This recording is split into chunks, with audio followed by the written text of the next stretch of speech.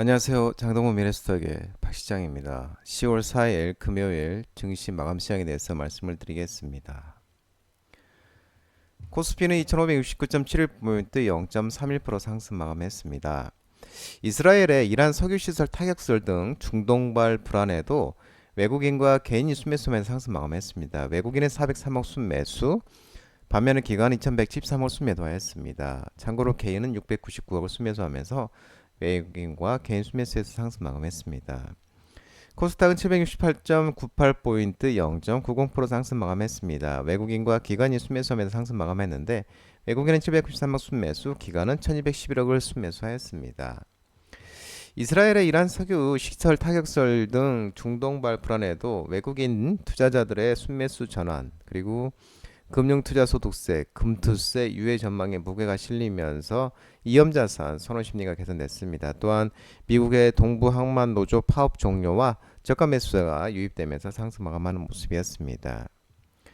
원달러는 1333.70원 3시 30분 기준 1.07% 상승이었습니다. 이스라엘이 헤즈볼라에 대한 공세 수위를 높이면서 중동의 지정학적 긴장감이 계속되자 안전자산인 달러 선호에 달러 강세에 원달러 환율은 상승하는 모습이었습니다.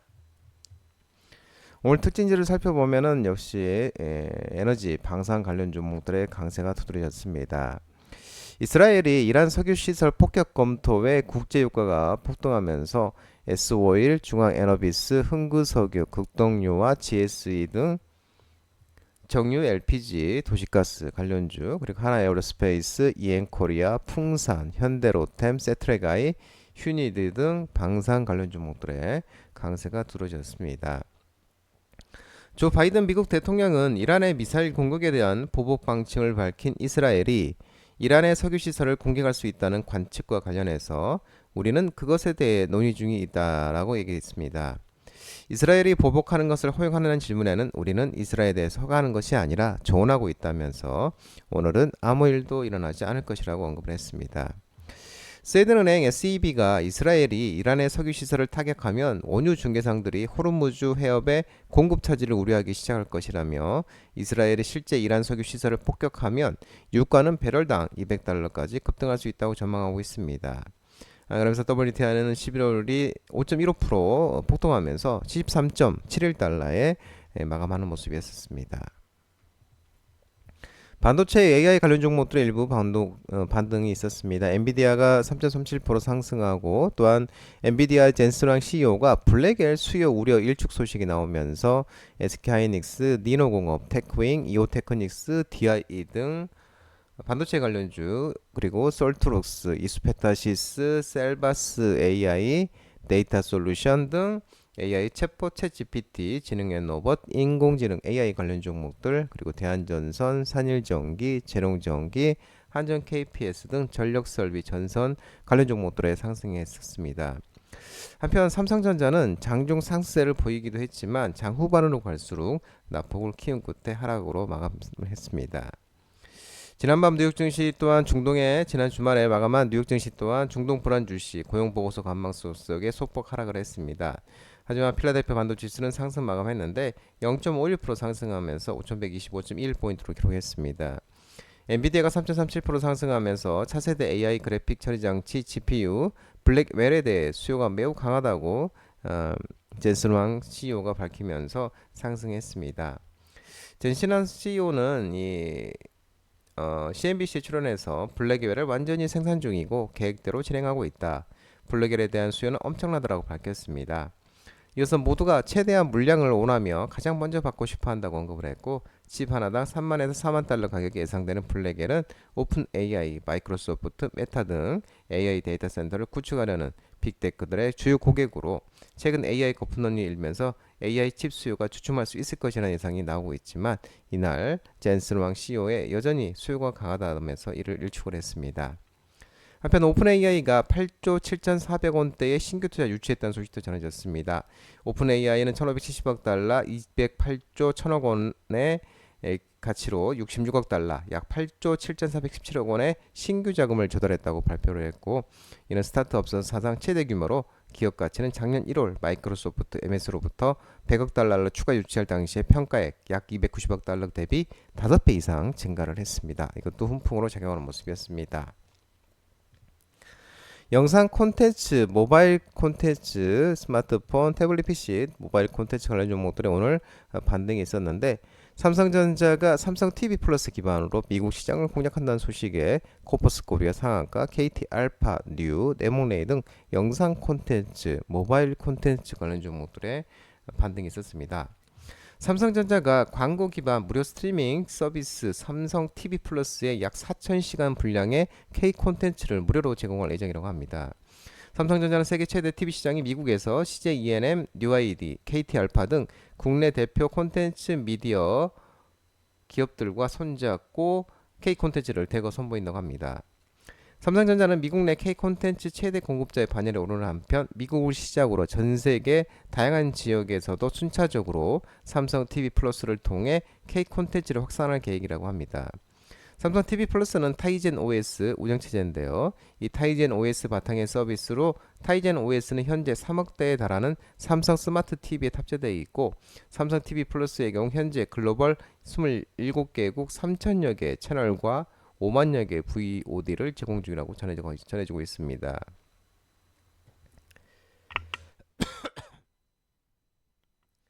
아울러 CJENM은 연간 1조 규모의 콘텐츠 투자를 지속하면서 K 콘텐츠 생태계 선도지를 또 밝혔습니다.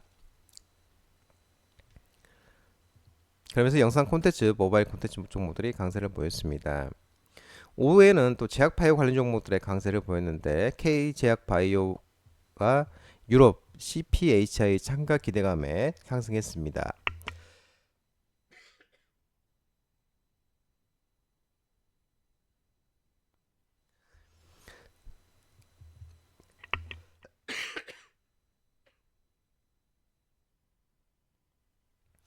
삼성 바이오로직스, 대하제약, 엔지캠 생명과학, 유한양행, 알테오젠, 샤페론, 쿼스템 캐몬, Y바이오로직스 등 제약바이오 관련 종목들의 상승이 두드러졌습니다.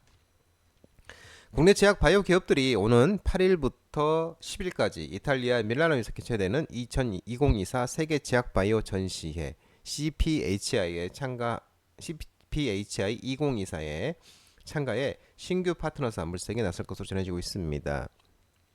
CPHI는 완제의약품, 원료의약품, 의약품 위탁 생산, CMO, 임상시험 수탁, CRO 등 다양한 분야를 아우르는 제약바이오업계의 최대 규모 행사로 올해에는 160여 개국 2,400여 곳의 제약바이오 기업들이 6만 명 이상의 참관객을 대상으로 자사의 경쟁력을 홍보하고 협업을 모색할 예정으로 알려지고 있습니다.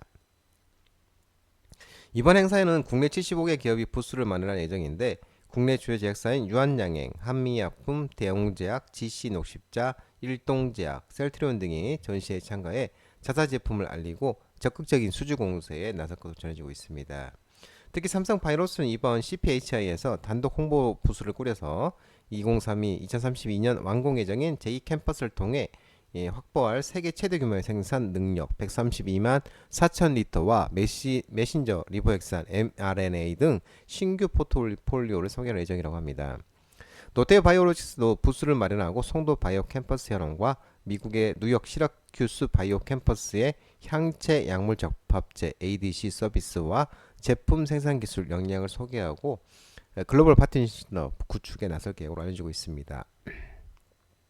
관계자는 생물보안법이 지난달 미국 하원에서 통과가 됐고 그로 인해 우리나라 기업들이 반사이익을 볼 것으로 전망되고 있고 통과 이후 열리는 세계 최대 규모 전시회인 만큼 국내 제약업계의 기대감도 크다고 언급하고 있습니다. 올해 CPH를 통해 새로운 파트너사를 모색하고 수주 고객사 확보에 총력을 다할 것이라고 밝히고 있는 모습입니다. STO 토큰증권이 오후에도 반등이 있었는데요. 미국의 상품 선물 거래위원회가 토큰증권 담보 허용 가이드라인 승인이 나오면서 뱅크 오브 글로벌, IT쌤, 빙거, 갤럭시 SM 등 STO 토큰증권 관련 종목들의 상세가 두드러졌습니다. 블룸버그가 2명의 관계자를 이용해 미국 상품 선물 거래위원회의 글로벌 시장 자문위원회 산하 소위원회가 지난 2일날 토큰화 펀드 지분의 담보 사용에 대한 가이드라인을 승인했다고 보도했습니다. 이 가이드라인은 등록 기업이 비현금성 담보를 보유 이전할 때 기존 정책과 규제 요건에 맞게 블록체인 기술을 활용할 수 있는 방안을 담고 있고, 해당 가이드라인은 전체 이원에 전달되어 연말 표결에 붙여질 것으로 예상하고 있습니다. 이 토커나 펀드의 담보 사용이 허용될 경우 전통 금융권의 토커나 채택은 더욱 가속화될 전망이며, 글로벌 컨설턴트 기업인 맥킨지에 따르면 스테이블 코인을 제외한 토커나 시장이 2030년까지는 약 2조 달러에 이를 것으로 전망되고 있습니다.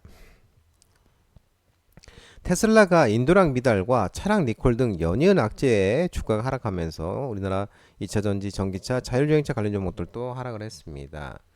LG에너지솔루션, SK테크놀로지, 포스코 퓨처엠, 삼성 SDI, 금양, LNF 등 2차전지, 전기차, 리튬 관련 종목들을 하락을 했고, 또 스마트 레이더 시스템, 피론티어, SOS랩, 라닉스, 슈어쇼프트랭크 등 자율주행차 관련 종목들도 하락을 했습니다.